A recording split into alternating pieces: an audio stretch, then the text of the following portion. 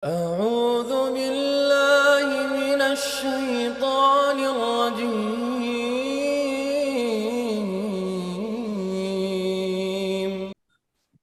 Pertama dan yang paling utama, alhamdulillah, marilah kita panjatkan puji dan syukur kita kehadiran Allah Subhanahu wa taala yang dimana kita masih diberikan nikmat iman dan juga nikmat Islam serta nikmat kesehatan dan juga nikmat waktu luang sehingga kita dapat bertatap muka kembali di kajian virtual hari ini. Dan untuk saudara kita yang kurang sehat, semoga Allah beri kesehatan, semoga Allah gugurkan dosa-dosanya. Salawat dan salam marilah kita hadiahkan kepada junjungan kita, sebaik-baik tauladan kita, Rasulullah Muhammad Sallallahu Alaihi Wasallam, yang dimana melalui beliaulah Allah menerangkan yang hak dan yang batil. Telah hadir di antara kita Ustadz Ali Nur yang insya Allah akan mengisi kajian virtual kita hari ini. Bagi yang ingin bertanya nanti di akhir, silahkan bertanya. Kepada Ustadz, waktu dan tempat kami persilahkan.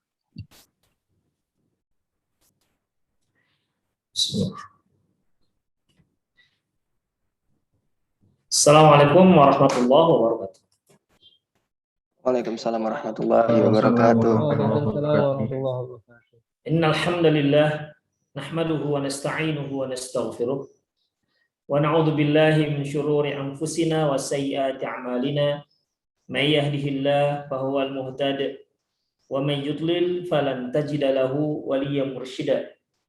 Asyhadu an la ilaha illallah wahdahu la syarika lah wa asyhadu anna Muhammadan 'abduhu wa rasuluh alladzi la nabiyya ba'dah. Wa qala Allah Subhanahu wa ta'ala, ya ayyuhalladzina amanu taqullaha haqqa tuqatih wa la tamutunna illa wa antum muslimun. Wa qala 'azza man qala, ya ayyuhalladzina amanu taqullaha wa qulu qawlan sadida yuslih lakum a'malakum wa yaghfir lakum dhunubakum wa may yuti'illaha wa rasulahu faqad faza fawzan 'azima. Ya ayyuhan nasu taqu rabbakumul ladzi khalaqakum min nafsin wahidah wa khalaqa minha zawjaha wa batha minhuma rijalan katsiran wa nisaa'a wattaqullaha alladzi tasaaluna bihi wal arham innallaha kana 'alaikum raqiba. Amma ba'du, nastaqal hadithi kitabullah wa khairal hadi hadi Muhammad sallallahu alaihi wasallam wa syarrul umur muhdatsatuha wa kullu muhdatsatin bid'ah wa kullu bid'atin dhalalah wa kullu dhalalatin finnar.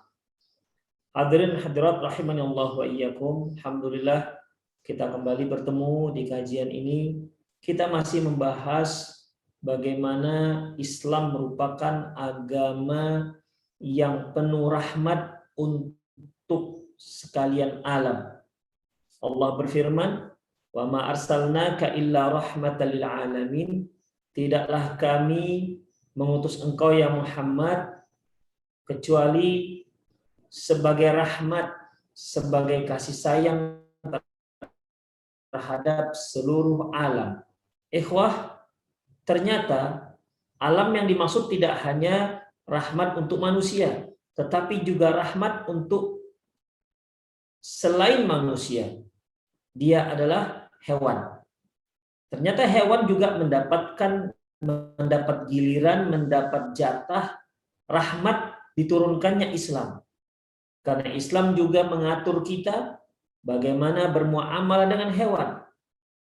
Islam tidak hanya mengatur bagaimana kita bermuamalah dengan diri kita sendiri, tidak hanya mengatur bagaimana muamalah kita dengan orang lain, apakah kita dengan istri, kita dengan anak, atau kita dengan orang tua, atau kita dengan orang yang usianya lebih tua, dengan orang yang usianya lebih muda, semuanya itu diatur di dalam Islam.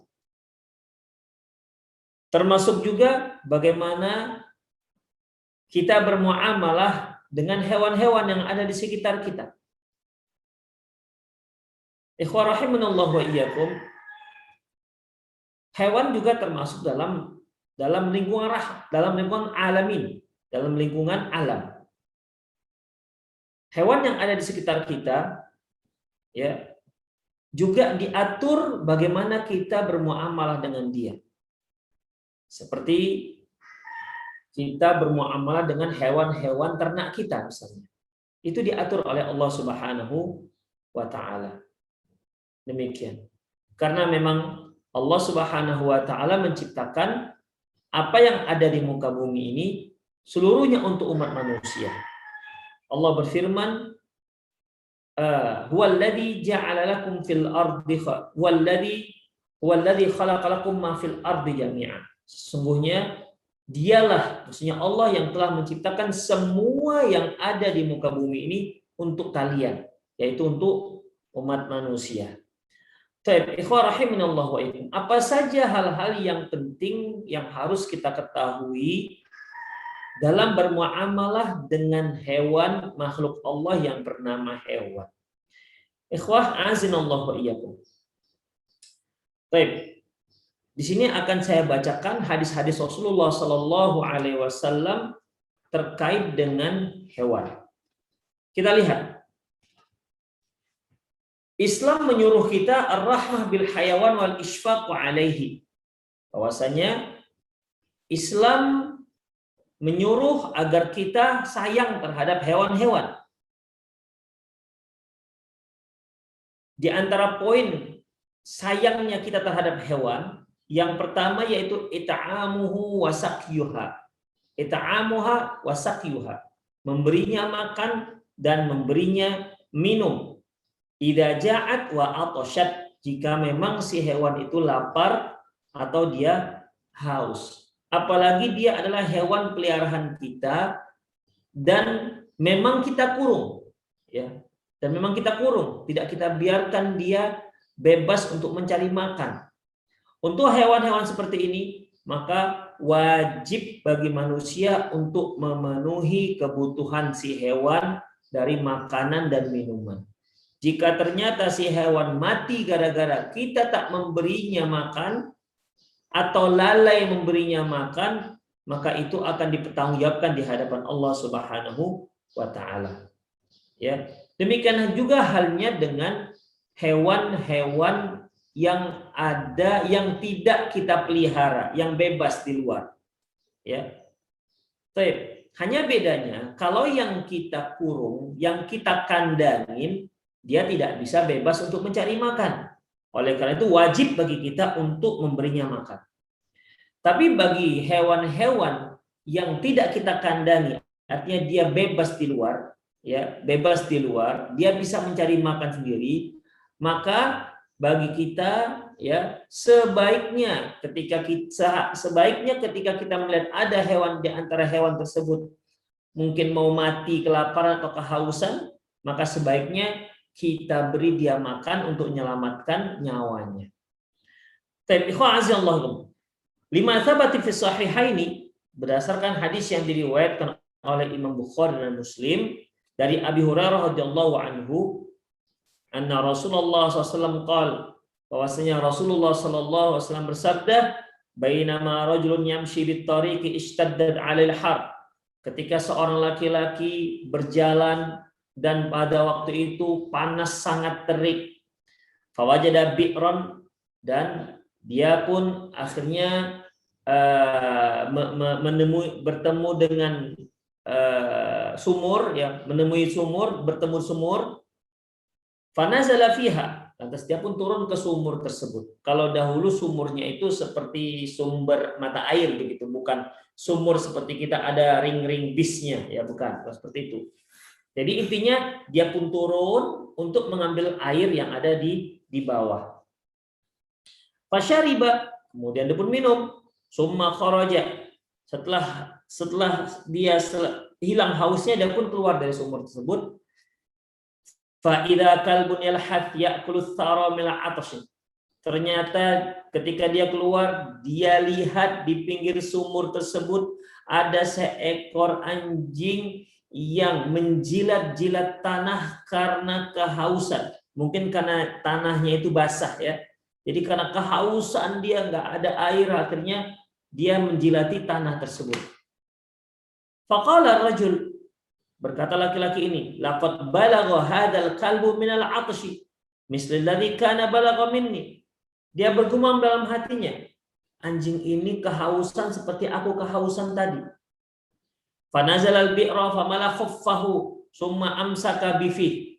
Lantas dia turun kembali ke bawah dan dia ambil air dengan sepatunya.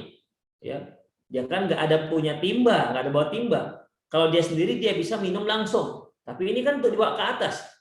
Kalau dia pakai tangan begini, ya gimana? Dia harus manjat. Jadi bagaimana? Dia akali dengan cara dia ambil, dibuka sepatunya, dia ambil dengan sepatunya dan sepatunya dia gigit. Dengan demikian tangannya bisa leluasa untuk manjat. Kemudian hatta rokok dan dia pun manjat naik ke atas fasaqal kalb dan dia pun memberi minum anjing tersebut. Fasyakarallahu lah faghafara lahu. Dan Allah bersyukur atas perbuatan laki-laki ini. Faghafara lah, dan Allah pun mengampuni dosa si laki-laki tersebut. Demikian ikhwah. Qalu ya Rasulullah inna lana fil bahaim ajran. Ya Rasulullah, apakah kita itu akan dapat pahala kalau kita memberi makan atau memberi minum hewan-hewan? Faqal, beliau mengatakan fi kulli kabin ratabatun ajrun. Sungguh setiap hewan yang hidup yang kita beri makan itu ada pahalanya. Jadi di sini ikhwah azinallahu wa iyyakum, hadis ini menunjukkan bahwasanya ya Allah Subhanahu wa taala memberikan pahala bagi lelaki tersebut. Padahal kita lihat bahwasanya yang dia beri makan, yang dia berminum adalah anjing. Ya, dalam riwayat yang lain bukan laki-laki tapi seorang pelacur. Ya, seorang pelacur yang melakukan perbuatan tersebut. Jadi di situ kisahnya antara anjing dan pelacur. Kita lihat ikhwah, tidak ada hewan yang lebih najis dibandingkan anjing. Sampai Rasulullah SAW mengatakan idza walagal kalbu fi ina'i ahadikum falyaghsilhu sab'a marrat ulahunna biturab. Apabila bejana tempat minum kalian dicium atau dijilat oleh anjing, maka cucilah dia 10 kali, salah satunya dengan tanah. Itu anjingnya. Pelacur, kita tahu bahwasanya bagaimana status seorang pelacur tengah-tengah masyarakat, benar-benar dia sebagai sampah masyarakat.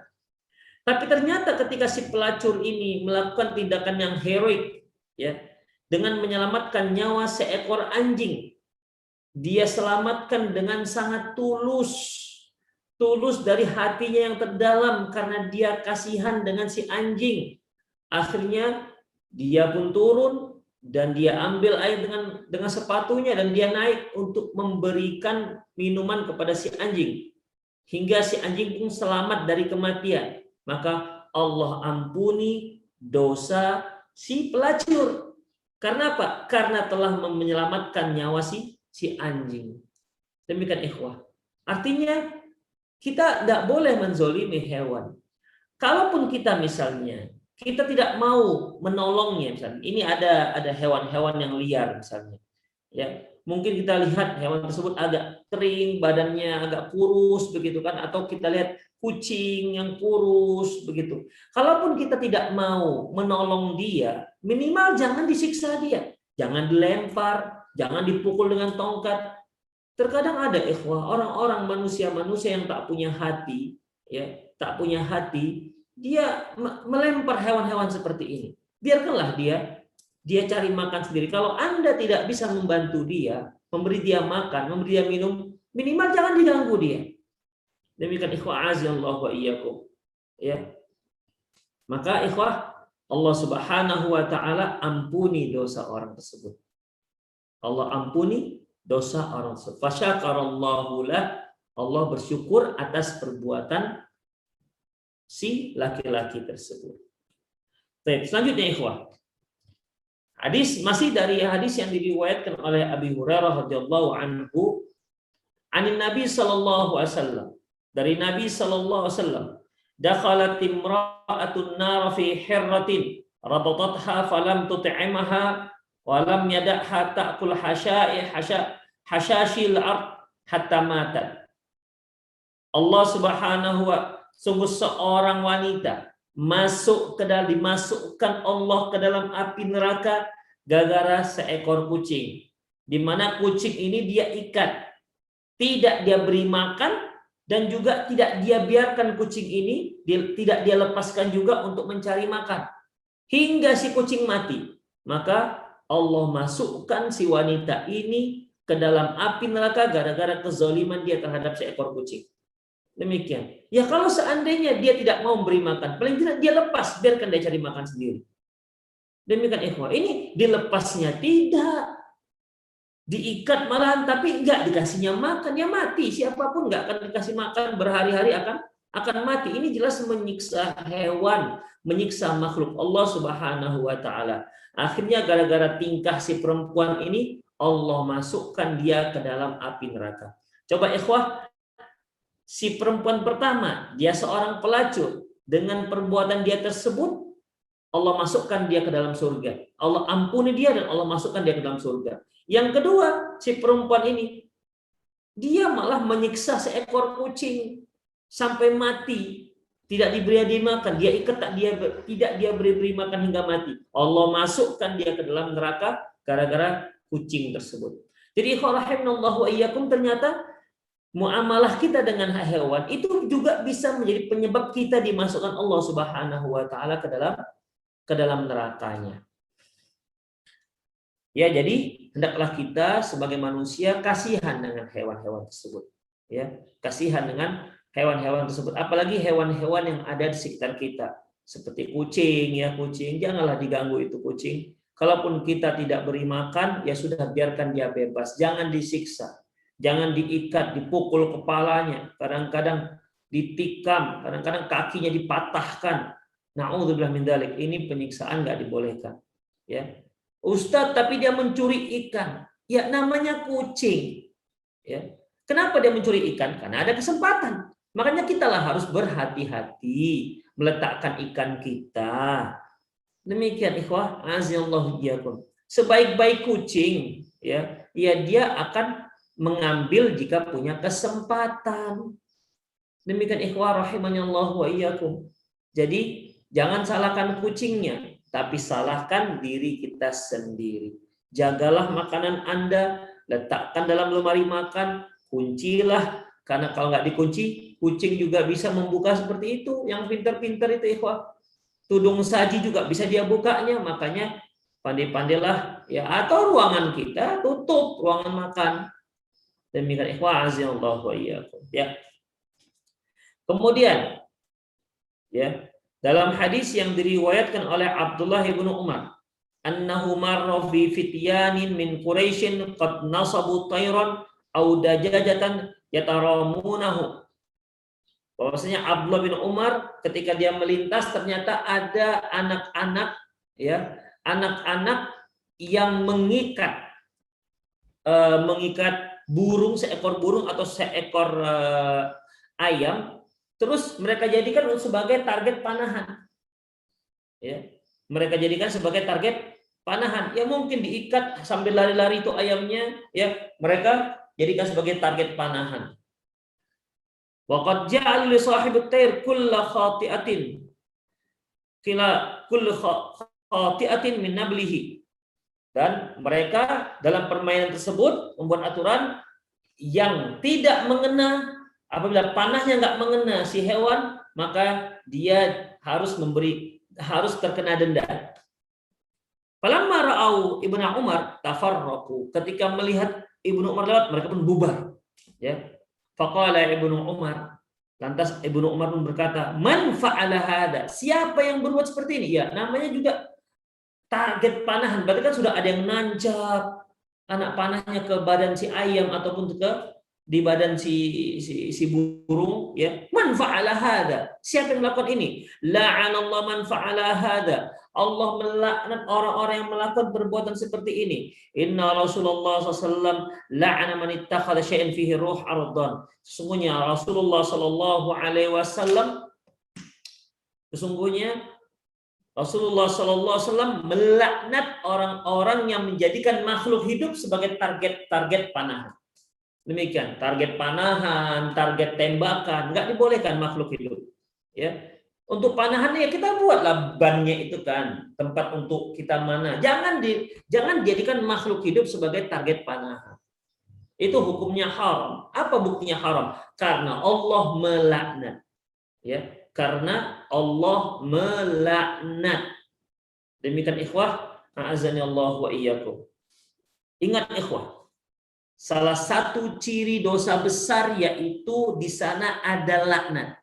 Kalau sudah dalam sebuah Quran, dalam ayat ataupun dalam hadis menyebutkan Allah melaknat pelaku ini, Allah melaknat pelaku ini, itu tandanya itu perbuatan dosa besar. Ingat itu. Dan ini termasuk dosa besar. Menjadikan hewan atau menjadikan makhluk hidup sebagai target untuk tembakan atau panahan.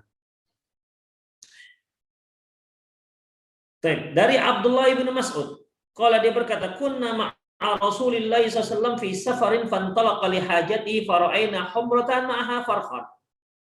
Ketika kami bersafar bersama Rasulullah Sallallahu Alaihi Wasallam, kemudian Rasulullah pergi untuk qada hajat. Waktu itu kami melihat ada seekor burung punya 2 anak. Jadi anaknya ada di situ. Fa'akhadna farkhaiha. Kami pun iseng, kami ambillah 2 ekor anaknya tersebut. Faja'at humrah, faja'at al-humratu faja'alat tafrishu.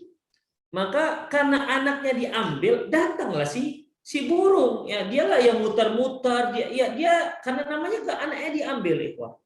Ya, kita tahu lah bagaimana ayam ketika anaknya digangguan dia garang ya kan.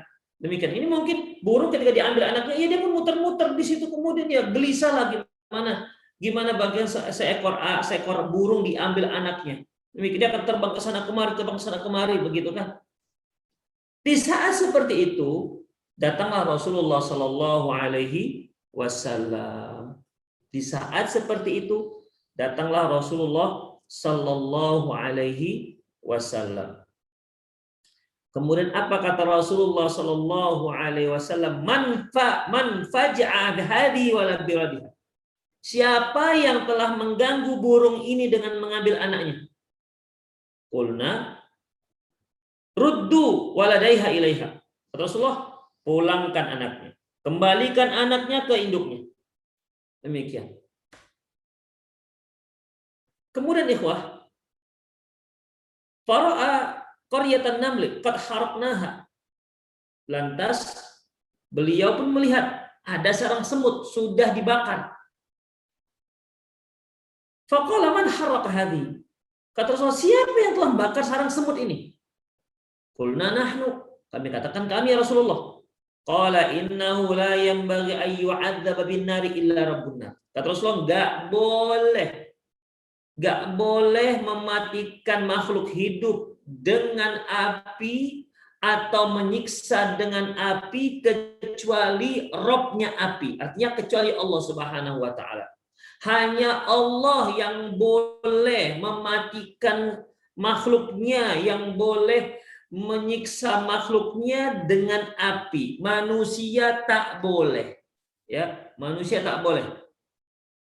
Misalnya dia bakar tikus, haram. Walaupun tikus hewan yang memang diperintahkan untuk dibunuh, tapi bagi siapa yang membunuh tikus dengan api, dibakar dengan api, berdosa dia. Ya. Atau yang bunuh kepinding. Nah, mungkin dulu kalau dulu ada yang pakai tilam itu kan, gembung-gembung itu kan tilam dari kapuk. Itu di dalamnya itu ada kepinding. Kepinding itu dimatikan dengan apa? Dengan lampu semprong ya. Insya Allah bagi yang usianya 40 ke atas masih menemukan itu. Ya, nggak boleh, haram hukumnya. Ingat, bukan makruh ikhwah, haram hukumnya membunuh hewan dengan api. Ya. Haram hukumnya, tak dibolehkan. Hadis ini diriwayatkan oleh Imam Abi Dawud. Jadi ikhwah azallahu iyyakum. Makanya nggak boleh kita main bakar-bakar. Ya. Nggak boleh kita main bakar sarang semut, kita bakar tikus, kita bakar apa lagi, bakar apa yang kita bakar sementara dia makhluk hidup, maka tidak dibolehkan, berdosa. Dalam hadis yang lain dari Abdullah bin Ja'farin qala, dia berkata, ardafani Rasulullah SAW khalfahu dhata yaumin fa'asra ilayya hadisan. Bahwasanya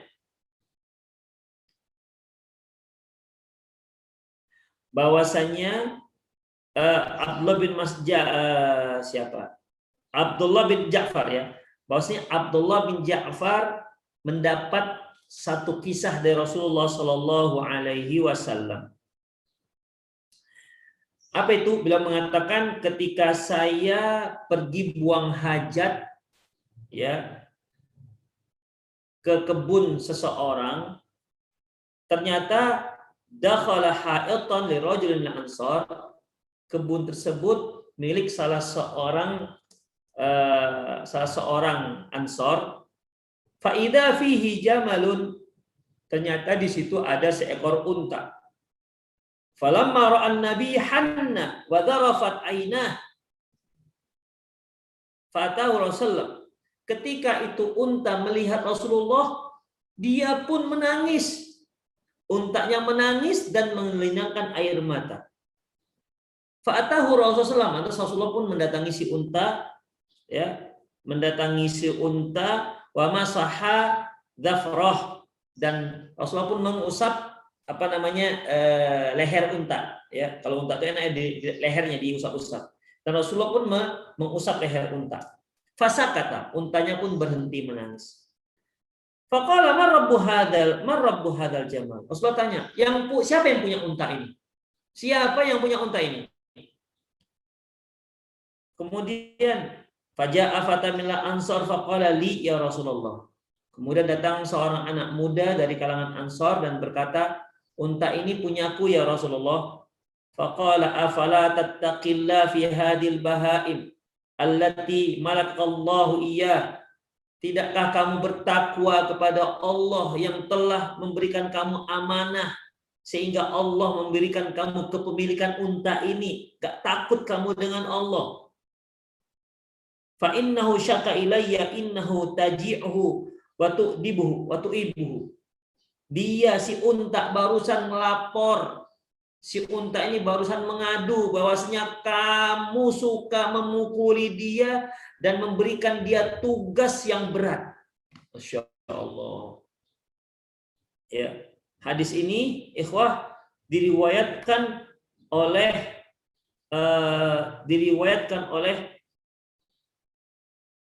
Imam Bukhari dan Muslim. Insyaallah. Hadis sahih. Ya, hadis sahih. Makanya ikhwah, hati-hati punya hewan. Ya, bagi yang misalnya punya lembu, jangan dipaksa dia bekerja. Sesuaikanlah dengan kemampuan si lembu. Jangan dia disiksa, dipukulin. Demikian. Ternyata si unta, Masya Allah, ketika dia melihat Rasulullah, langsung dia mengadu, ya Rasulullah, tuanku selalu menyiksa aku dan selalu memberiku kerjaan yang terlalu berat. Unta pun ikhwah melapor kepada Rasulullah Sallallahu Alaihi Wasallam. Berarti kalau kita punya hewan, ya harus hati-hati, ikhwah. Ya, harus hati-hati. Nggak boleh kita sembarangan dengan hewan peliharaan kita.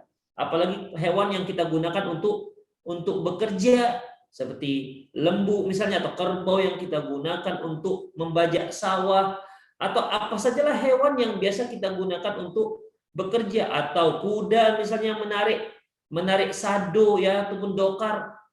Maka hati-hati, ya, hati-hati, jangan sampai dia membebani si kuda dengan pekerjaan yang melewati batas, sehingga ketika si kuda merasa lemah, di akhirnya si kuda pun dipukul supaya dia terus dipaksa untuk bekerja. Maka ini zalim dan akan mempertanggungjawabkannya di hadapan Allah Subhanahu wa taala. Kemudian warawa Muslim fi sahihihi, diriwayatkan oleh Imam Muslim dalam sahihnya dari Jabir bin Abdullah, anna Nabiy sallallahu alaihi wasallam naha 'anid darbi fil wajhi wa 'anil wasmi fil wajhi. Nabi sallallahu alaihi wasallam melarang memukul wajah. Ya, melarang memukul wajah dan membuat cap di wajah. Wasmi ini ikhwah yaitu besi, berupa besi yang dibakar kemudian dicapkan di badan hewan. Ya kalau dahulu ya sekarang juga ada seperti itu. Jadi besinya dibakar, dipanaskan, kemudian ditempelkan di badan hewan. Kalau dia di badan nggak ada masalah sebagai tanda. Misalnya karena saking banyak yang punya lembu misalnya, ya maka kalau dia dicat nanti bisa hilang. Demikian. Dengan dicap begitu, ya otomatis tandanya akan apa namanya? Tandanya akan tidak akan hilang. Nah, tapi tidak boleh dilakukan di wajah si hewan. Jadi wajah hewan itu tidak boleh dipukul dan juga tidak boleh dicap dengan besi panas. Demikian ikhwah. Ada nggak agama lain yang mengatur seperti ini? Nggak ada. Hanya ada dalam Islam. Hanya ada dalam Islam. Ikhwah rahimanallah wa iyyakum. Ya. Kalau kita lihat tak boleh memukul wajah. Berarti kalau kita kesel dengan kucing, jangan dipukul wajahnya. Kita kesal dengan apa? Dengan kambing, jangan dipukul wajahnya. Dilarang. Nah, Rasulullah anid darbi fil wajhi. Rasulullah SAW melarang memukul wajah. Bagaimana dengan manusia? Orang dengan hewan saja diharamkan, apalagi dengan manusia. Rasulullah SAW mengatakan, la tadribul wajah. Jangan kalian pukul wajah. Kalaupun kalian mau bertengkar segala macam, hindari wajah. Makanya ikhwah, kita sebagai orang tua, sebagai guru, sebagai atasan, jangan sekali-sekali mukul wajah. Mukul wajah hukumnya haram. Ya, mukul wajah hukumnya haram, tak dibolehkan. Nampar haram. Silakan kalau memang kita harus menghukum anak didik kita, menghukum istri kita, menghukum anak-anak kita misalnya. Maka silakan pukul di tempat-tempat yang tidak berbahaya. Jangan sekali-sekali memukul wajah. Haram hukumnya. Nggak dibolehkan. Ya. Uang memukul wajah hewan saja nggak boleh, apalagi memukul wajah manusia. Jangan sampai kita sebagai suami saking marahnya dan tampar istrinya, becak di sini. Atau rahangnya pun mulai geser gara-gara kita memukul terlalu kuat. Na'udzubillah min dzalik. Ini zalim, akan dipertanggungjawabkan di hadapan Allah Subhanahu wa taala. Zalim, ya. Semuanya akan dipertanggungjawabkan dia di hadapan Allah Subhanahu wa taala. Demikian ikhwan azanallahu wa iyyakum. Selanjutnya masih ada lagi.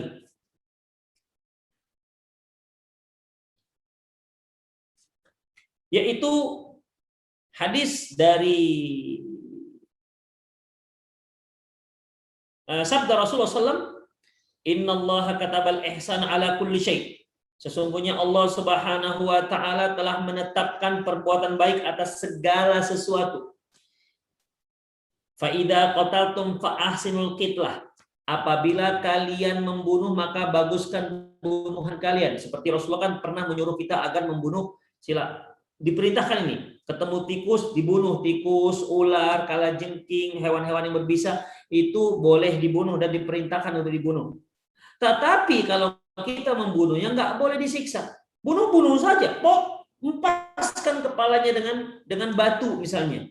Demikian. Tapi dengan kita tangkap ini hewan seperti tadi tikus, kita tangkap kemudian kita bakar, atau kita tangkap tikus kita potong kakinya satu kemudian dibiarkan dia lari dengan 3 kaki, atau dibiarkan lari tapi ekornya diikat, lari tarik, lari lagi tarik. Demikian ikhwah azinallahu, ini nggak boleh ya. Kalau bunuh saja, atau direndam tuh tikus, rendam, mau meninggal dia, nah naik lagi, mau meninggal celup lagi. Na'udzubillah min dzalik, enggak dibolehkan. Wa idza qataltum fa ahsinul qitlah. Kalau memang kamu mau bunuh, baguskan bunuhanmu. Demikian. Jangan bunuh jangan bunuh pelan-pelan. Haram hukumnya. Idza qataltum fa ahsinul qitlah wa idza dzabhtum fa ahsinul dzibhah. Kalau kalian mau sembelih, baguskan juga sembelihannya. Bagaimana cara menyembelihkan yang bagus? Wal yuhidda ahadakum syafratah. Hendaklah dia menajamkan pisaunya. Demikian ikhwah. Jadi apa hukum orang yang menyembelih dengan pisau yang tumpul selagi urat lehernya putus, urat darah lehernya putus dan kerongkongan putus, maka boleh dimakan tentunya dengan nama bismillah. Ya, tetapi dia berdosa. Kenapa? Karena menyembelih dengan pisau yang tumpul. Berdosa dia. Makanya menyembelih dengan pisau yang tumpul hukumnya haram, nggak dibolehkan. Walaupun sembelihannya sah. Kalau dia baca bismillah dan sudah terputus urat-urat darah di leher si hewan tersebut. Tapi dia berdosa. Makanya Rasul katakan, wal yuhidda ahadukum syafratah. Hendaklah salah seorang kalian menajamkan pisaunya. Demikian itu merupakan adab dalam menyembelih. Bayangkan ikhwah, menyembelih itu ada adabnya. Ya, menyembelih aja ada adabnya.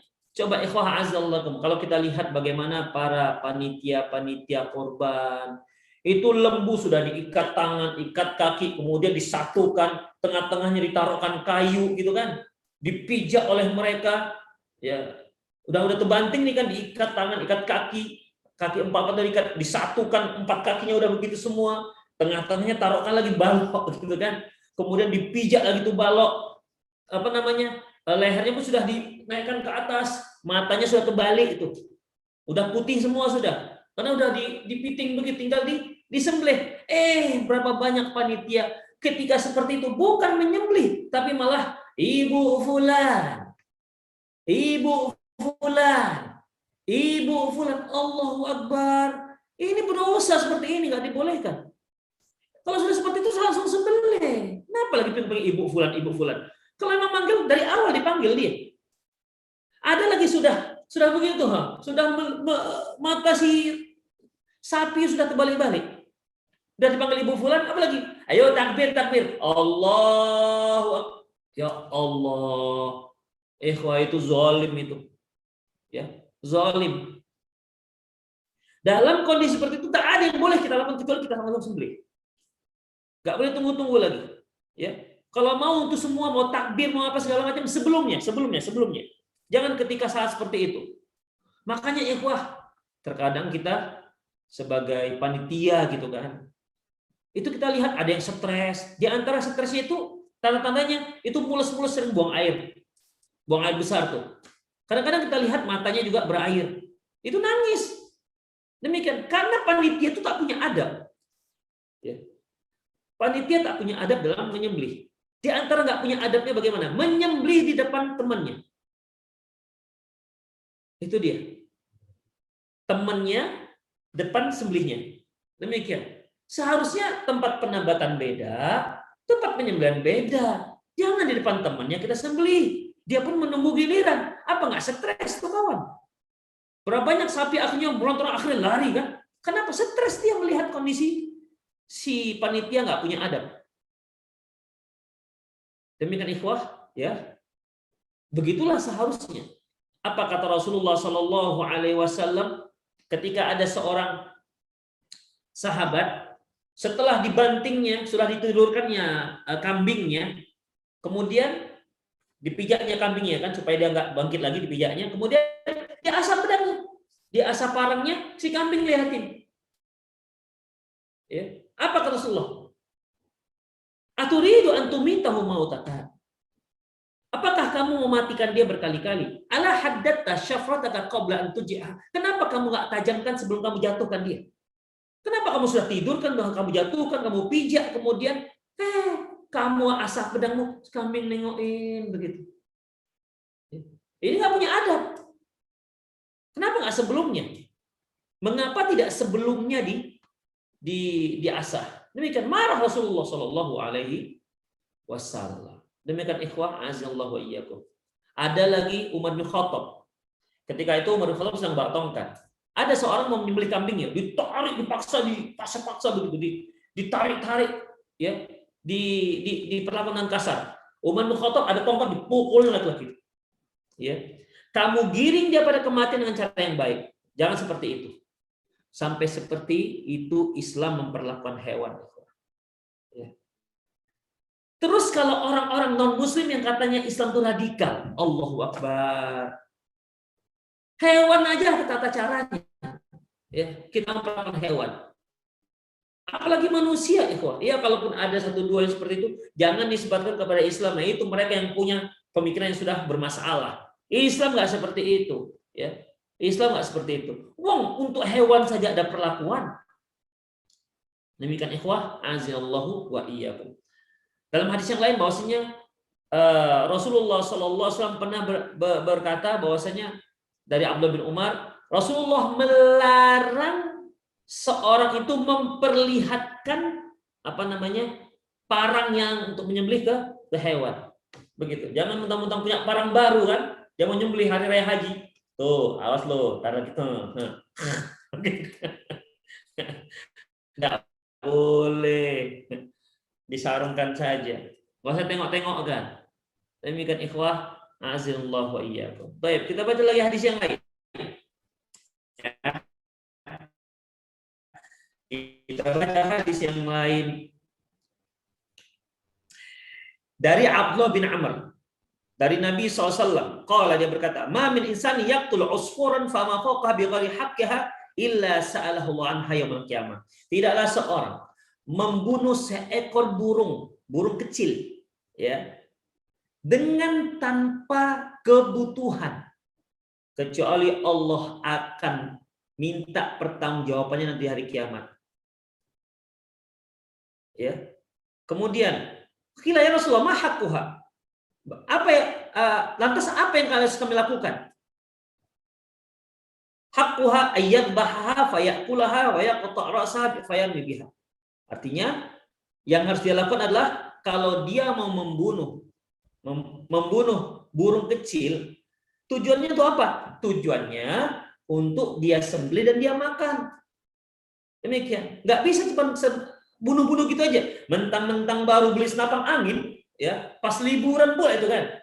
Kemana-mana bawa senapang angin aja begitu kan. Begitu nampak burung gereja, kokang, bidik, terus kena. Senang kali hatinya. Itu burung kalau nggak ente makan, ente akan mempertanyakan nanti di hari akhirat, dipertanyakan. Nggak bisa bunuh-bunuh gitu aja. Ya kalau memang nggak untuk dimakan, udah biarkan saja dia terbang. Demikian. Tapi yang sekedar tas, hanya untuk terbunuh. Oh, kena. Puas rasanya. Senapang baru, kokang, isi lagi, kokang lagi. Demikian ikhwah. Kadang-kadang nggak ada burung, mangga orang pun disikat. Demikian ikhwah, nggak dibolehkan. Ingat ya ikhwah, ingat kalau sudah kita membunuh makhluk yang bernyawa seperti burung, ya silahkan. Kalau kita mau berburu silahkan, baca Bismillah, kemudian tembak, kena, ambil, bawa pulang, goreng. Begitu ikhwah. Tapi kalau sekedar nembak mati biar, maka ikhwah itu akan dipertanggungjawabkan di hadapan Allah Subhanahu wa taala. Demikian ikhwah rahimani Allah wa iyyakum. Ya cukuplah ya, itu aja permasalahan terkait dengan adab kita terhadap hewan. Ternyata Masya Allah Islam luar biasa. Kita kalau ngikuti sunnah Rasulullah ngerti kita bagaimana cara beradab terhadap hewan. Terus kalau dikatakan orang sunnah itu radikal, saya nggak tahu. Itu mikir dari mana saya nggak ngerti juga. Ya, ikhwah azallahu wa iyyakum, begitulah Islam. Hanya Islam yang punya adab seperti itu. Silakan cari di agama lain kalau ada yang disebutkan secara detail rinci Rasulullah mengajarkan kepada kita. Silakan. Tak ada. Hanya ada dalam agama kita, Islam, agama yang dibawa oleh Muhammad bin Abdullah bin Abdul Muttalib sallallahu alaihi wasallam. Semoga hal ini dapat menambah wawasan kita dan mengetahui bagaimana muamalah kita terhadap hewan yang mereka juga makhluk Allah Subhanahu wa taala. Demikian ikhwah, aku qouli hadza wa astaghfirullah li wa lakum wal muslimin innahu wal ghafurur rahim. Fadhal jika ada yang mau bertanya. Silakan bagi Bapak Ibu yang ingin bertanya, sebutkan nama dan nyalakan videonya. Assalamualaikum warahmatullahi wabarakatuh. Waalaikumsalam warahmatullahi wabarakatuh. Izin bertanya, Ustadz. Ya. Gini Ustadz, kalau misalnya kita lagi sholat berjamaah, tiba-tiba di bawah kaki kita ada semut api. Nah, melintasi di kaki ini, sebaiknya gimana sikap kita Ustadz? Apa kita bunuh atau dibiarkan aja? Kalau dibiarkan nanti malah gigit ya. Oh iya. ini dilemanya seperti apa ya menyikapinya gitu, Ustaz? Memang dilema sekali ya kalau ada semut api itu ya. Betul, Ustaz. Ikhwah azallahu wa iyyakum, saya pernah menanyakan hal ini kepada di Saudi Arabia itu ada 2 ulama kibar sudah meninggal, artinya sangat senior, pokoknya muftinya Saudi Arabia. Saya pernah bertanya kepada menantu mereka. Ini mufti dua-dua nih sudah meninggal dua-dua. Saya Ibnu Utsaimin, ya. Dia punya menantu, Dr. Khalid Muslih. Saya tanya, Syekh, bagaimana hukumnya membunuh semut? Bukankah semut yaitu hewan yang dilarang dibunuh? Loh, kenapa kamu bunuh? Karena dia ada di gula. Karena dia ada di meja, begitu kan? Atau di rumah kita, semut. Kalau enggak nanti dia akan menggigit kita. Apa kata beliau? Faman i'tada 'alaikum fa'tadu 'alaihi bimithli ma i'tada 'alaikum. Barang siapa saja yang menzolimi kalian, maka kalian boleh membalasnya seperti kezoliman yang diberikan kepada kalian. Jadi karena rumah kita bukan tempat semut, gula kita juga bukan tempat dia bersarang, maka boleh dia dibunuh. Ya gimana kita mau misahkan gula dengan semut kecil-kecil itu? Semut jangan, ini kami membuat teh manis. Ya nggak bisa. Ya matilah dia di situ. Ya, maka nggak apa-apa seperti itu. Jadi kalau dia semut api misalnya ke kaki kita sudah mulai ancang-ancang gigit, matikan. Jangan ganggu gitu. Ya memang sih Rasulullah melarang, tapi kalau dia mengganggu gimana? Ya, tapi kalau dia di luar, memang disarang dia di luar, memang bukan tempat kita nggak ada ke sana, kita cari-cari semut untuk ngapain mau dibunuh, nah itu nggak dibolehkan, ya. Jadi silakan dibunuh. Kalau dia memang mengganggu kita, demikian. Tapi biasanya kalau semut jarang mengganggu. Yang bisa mengganggu kalau kita nampak nampak pacet biasanya kalau dia jalan begitu kan ke kaki kita. Baru itu agak membuat kita atau lipas ya, kecoa begitu. Nah, tapi enggak masalah, boleh dibunuh. Ya sebelum dia gigit kita gigit dia 2. Nah, gitulah kira-kira. Syukron Ustaz, makasih. Iya, silakan yang lain. Izin bertanya Ustaz. Silakan. Apa hukumnya dalam Islam bagi seseorang yang memelihara burung di dalam kandang? Ya. Apa hukumnya pelihara burung dalam sangkar, bukan kandang Bang ya? Sangkar ya. Iya, sangkar. Ikhwah, tadi telah saya sebutkan ayatnya, huwallazi khalaqalakum ma fil ardi jami'ah. Dialah yang telah menciptakan semua yang ada di muka bumi untuk kalian, kata Allah. Dialah yang telah menciptakan semua yang ada di bumi ini untuk kalian. Berarti hewan-hewan itu Allah ciptakan untuk kita, untuk manusia. Ya, untuk permainan manusia, untuk hiburan manusia, termasuk burung. Bolehkah kita pelihara burung dalam sangkarnya? Boleh. Tapi ingat, harus perhatikan makan dan minumnya. Jika suatu hari tiba-tiba kita lihat burung kita sudah tegang begitu, berarti akan dipertanggungjawabkan di hadapan Allah Subhanahu wa taala. Demikian. Ada seorang sahabat punya anak, ya, punya anak kecil namanya Abu Umair. Mainannya seekor burung. Nah, dia punya mainan seekor burung, ya. Namanya burung kan itu dalam sangkarnya, atau dia burung itu kan cenderung lepas, ya. Kalau nggak diikat atau nggak dikandangi. Ternyata suatu hari burungnya mati, nggak tahu entah kenapa. Sedihlah si Abu Umair ini karena mainannya berupa burung meninggal, mati. Ketemu Rasulullah, nampak dia nangis. Apa kata Rasulullah? Ya Abu Umair, madza fa'alan nughir? Abu Umair, apa yang sudah dilakukan oleh burung kecilmu? Nah, begitu. Artinya Rasulullah tidak melarang si anak kecil itu pelihara burung dalam kandangnya atau diikat, ya, nggak dilarang, ya. Tapi masalah yang beliau sedang mencandai dia, makanya boleh kita memelihara burung perkutut, burung burung apalah namanya yang biasa kita taruhkan dalam sangkarnya, silahkan selama kita perhatikan makanan dan minumannya. Tapi Ustadz dia kan perlu bebas ya. Kalau dia perlu bebas, bebaskanlah, nggak masalah.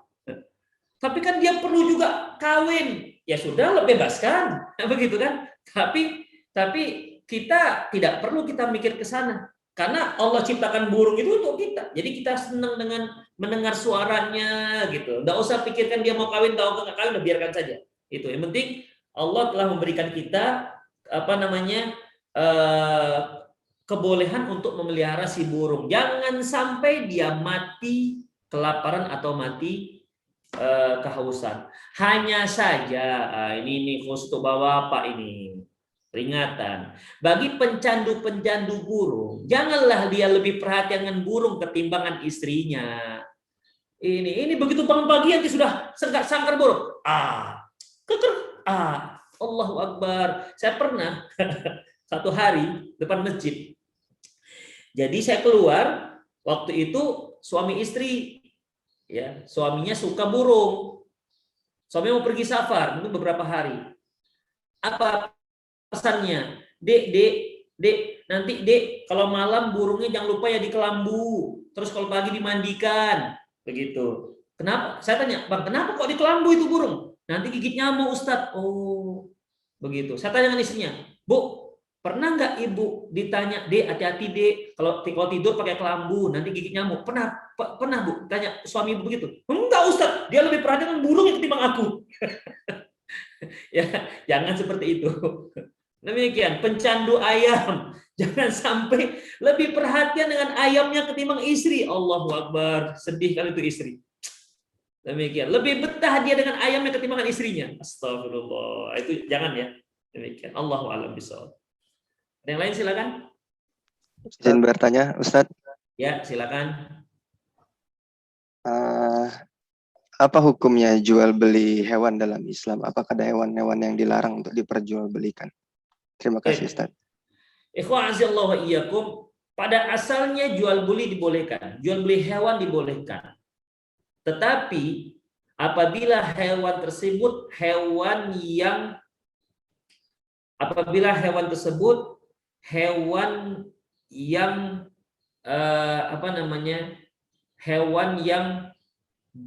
hewan yang diperintahkan untuk dibunuh misalnya, atau hewan itu hewan najis seperti babi dan anjing, maka nggak dibolehkan. Ya, tidak boleh hewan yang diharamkan diperjualbelikan. Jual babi, walaupun uangnya walaupun kita nggak makan babinya, ya seperti di Riau. Ya, di Riau itu ada kampung yang mereka menanam sawit. Itu sawit muda itu sangat disukai oleh babi. Ya, sangat disukai oleh babi. Jadi mereka berburu babi, besar-besar babi dapatnya. Ya, babinya ini mereka jual ke kampung sebelah, di sana banyak orang Kristen. Yang berburu orang Muslim. Mereka nggak makan babi, tetapi babinya dimakan oleh mereka jual. Bagaimana? Apakah halal hasil jual babinya? Rasulullah mengatakan, apabila Allah sudah mengharamkan sesuatu, maka uang jual belinya juga diharamkan, tidak dibolehkan.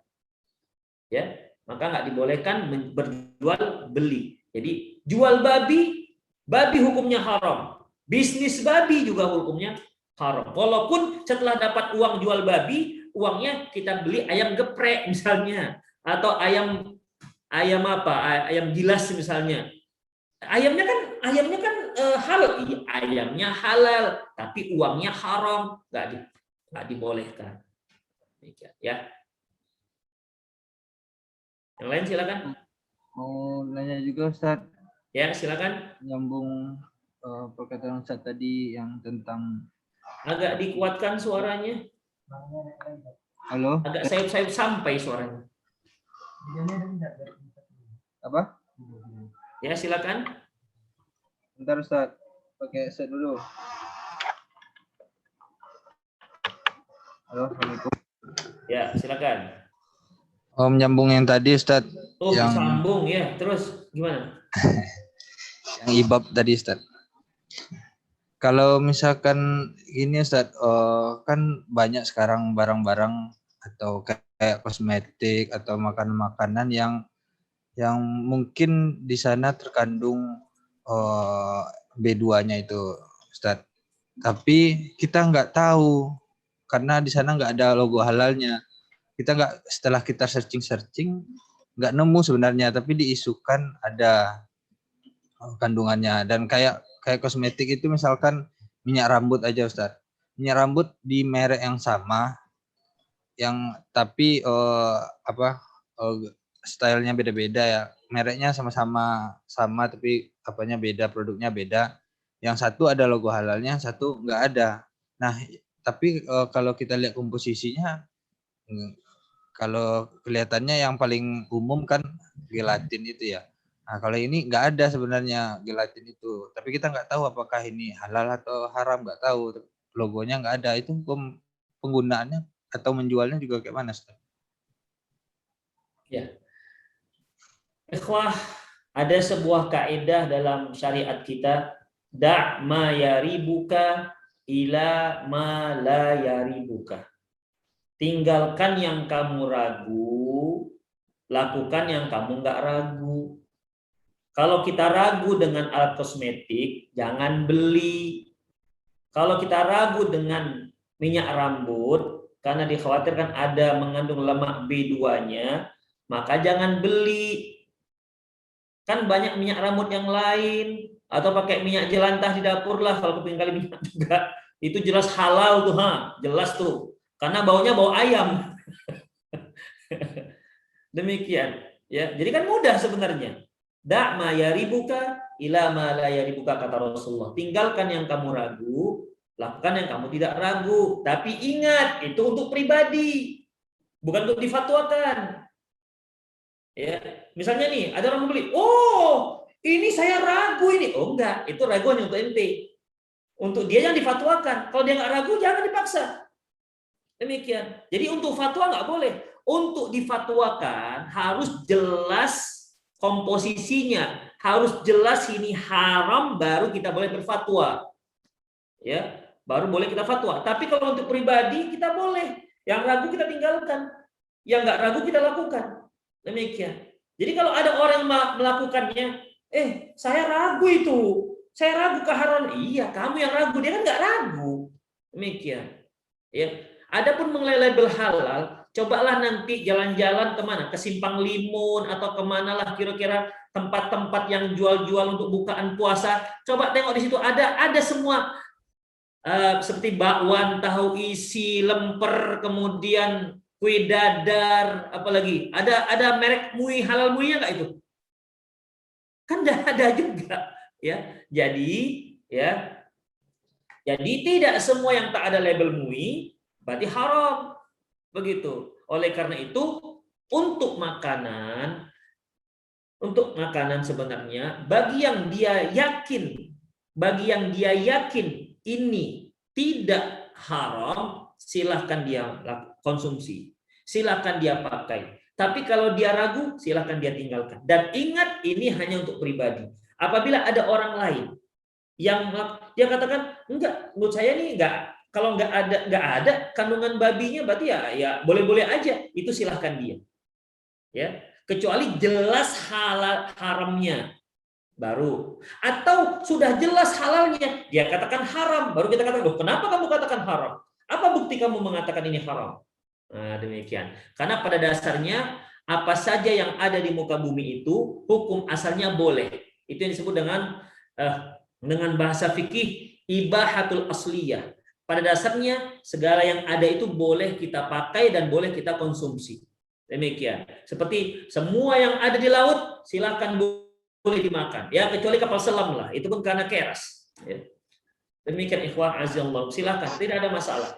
Ya. Jadi apa saja hewan makan apa saja hukum asalnya halal kecuali ada dalil bukti data yang menyatakan ini haram. Baru boleh kita katakan haram. Tapi kalau kita masih ragu, maka hanya boleh untuk kita, tidak boleh kita fatwakan ke orang lain. Nah, ada lagi? Mungkin sedikit Ustaz. Ya. Gimana kalau kondisinya itu misalkan kayak ada seorang teman Ustaz, dia jual makanan kucing ya Ustaz. Nah di makanannya itu nggak banyak yang ada logo halal, beberapa aja, tapi yang lainnya itu rata-rata nggak ada logo halal, kayak vitaminnya, samponya, obat-obatannya. Ragu berarti, ragu. Itulah nggak tahu Ustaz, kalau dalam penjualannya itu kan. Ragu apa enggak? Ragu. Nggak tahu Ustaz, karena dicari pun nggak ada nemu gitu Ustaz. Ya, ragu apa tidak? Ada yang ragu, ada yang enggak Ustaz. Ya Beberapa sudah, yang produk ragu-ragu tinggalkan. Nah, mudah. Yang ragu-ragu tinggalkan. Yang yakin-yakin lakukan. Udah selesai. Itu dia. Ya. Kan hanya ada dua, yakin atau ragu. Yakin halal, yakin haram. Yang tengah-tengah ada ragu, apakah ini halal, apakah haram. Maka antara haram dengan ragu tinggalkan. Tapi ada kewajiban kita untuk mencari tahunya Ustaz, sampai dapat gitu. Kalau ini benar-benar berarti ini berarti bendanya murah ini mungkin ya. Jadi kita nggak bisa berpaling dari benda ini mungkin ya. Nah, itu juga. Boleh, kalau kita mau cari tahu boleh, silahkan, boleh. Tapi kan kita mau beli nih sekarang, kita cari tahu dulu, duduk nunggu di situ, nanti pas buka puasa tuh nanti udah sampai buka puasa. Boleh, cari tahu boleh, bagus. Ya. Tapi untuk sementara itu kita ragu, tinggalkan. Ya. Oke Ustaz, terima kasih Ustaz. Ya silakan, ada yang lain? Assalamualaikum Ustaz. Assalamualaikum Ustaz. Waalaikumsalam, silakan. Ya, di Ustaz, sebenarnya ada banyak pertanyaan sih Ustaz. Ini orang yang bertanya kok ini aja, yang lain nggak ada yang nanya. Boy, gantian boy. Bentar lah Pak Dul, sedikit aja nih. Ya silakan. Nah, Ustaz, tadi kan yang tentang kucing Ustaz. Rasulullah kan melarang mengambil keuntungan dari hasil jual beli anjing dan kucing. Nah, jadi kalau bunyinya itu bukan keuntungan Ustaz. Kan banyak orang yang mengabu-abukan ataupun mengganti akad istilahnya Ustaz. Dari yang menjual menjadi istilahnya itu kayak jasa dia selama memberi makan kucing itu Ustaz. Ataupun ya gimana Ustaz? Selain dari jual beli itu Ustaz. Itu gimana Ustaz? Ya. Bahasanya begini, ini bukan jual beli, tetapi ini adalah saya minta jasa saya pelihara, gitu ya. Oke. Sekarang begini, ada orang ambil anak ayam, dia pelihara, sudah besar dia jual. Kemudian katakan ini saya nggak jual beli, hanya saya minta tolong diganti jasa saya melihara ayam. Ya kan itu aja. Itu saja. Nah. Jadi orang yang memelihara dari ayam dari kecil sampai besar, ya dia akan mendapatkan jasa untuk pemeliharaannya dan biasanya lebih besar uang jualnya ketimbang modal jasanya. Itulah yang namanya peternak. Itu namanya peternak. Hanya ini menjual, bahasa menjual, ini bahasanya ini saya nggak menjual loh ya. Ingat, ini orang menjual. Hanya saya minta ya jasa saya lah, karena sampo kucing lebih mahal daripada sampo saya, misalnya begitu kan. Ini uang setelah saya keluarkan sekian. Ya itulah yang namanya orang jualan. Walaupun bahasanya pakai bahasa jasa. Demikian. Jadi yang ada itu hadiah, memberikan. Bukan memelintir bahasa jual beli dengan bahasa jasa. Demikian. Nanti saya pelihara ayam, Pak, saya nggak, Pak, maaf Pak, saya bukan jual ayam loh Pak, saya hanya minta Bapak menggantikan uang jasa saya pelihara ayam. Sekalian ini jasa saya, ini bukan jual ayam loh Pak, ingat, ini hanya saya minta ongkos potong ayam, nah potong-potongnya aja. Ya itulah dia semua. Demikian. Orang jual lele itu bagaimana? Yang dia ternakkan dari kecil. Pak, saya nggak jual lele Pak, tapi saya hanya minta Bapak gantikan jasa saya dalam memelihara lele ini. 1 ekor sekian jasanya. Ya itulah dia jualan, bisnis. Demikian. Ya, silakan, ada yang lain? Ustaz. Ustaz. Ya, silakan. Alhamdulillah. Mas Pidi, sebentar, kayak dari Sembaget Pikir tadi udah duluan ingin bertanya. Oke, Bentar ya. Mas. Siap, Mas. Silakan. Assalamualaikum. Yang belum bertanya ya, jangan Iya, yang ini bertanya. belum Ustaz. Yang belum, ya silakan. Assalamualaikum Pak Ustadz. Waalaikumsalam Pak Ustadz. Kami dari UPP 1 Sembagut Pikir Pak Ustadz. Masya Allah. Hayakallah. Izin bertanya, ini terkait cicak ya Pak Ustadz ya. Mungkin Ya. disebutkan di salah satu hadis, ya kita sebut itu hadis dari Ahmad, bahwa cicak itu kalau kita bunuh berarti kita mendapatkan pahala. Ya, betul begitu Ustadz ya. Ya. Nah, dengan dalil yang di hadis tersebut, apakah berarti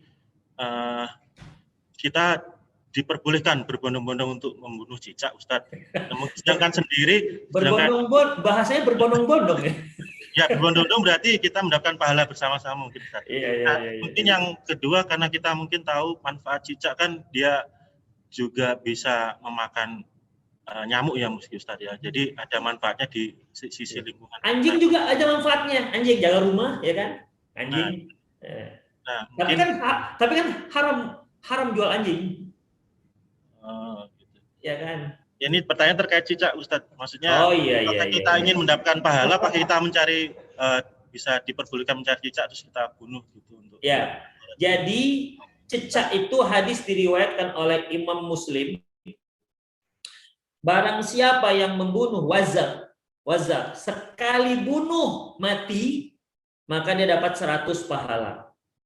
Kalau dia 2 kali bunuh baru mati itu cicak, maka kurang dari itu. Jadi kalau 3 kali kurang lagi, 4 kali kurang lagi. Demikian. Lantas apakah kita memang harus diperintahkan, dianjurkan untuk bunuh cicak? Iya, dibunuh. Terlepas apa gunanya cicak. Ya. Terlepas apa guna cicak. Jadi karena cicak itu memang diperintahkan untuk dibunuh, disunahkan, maka silahkan dibunuh.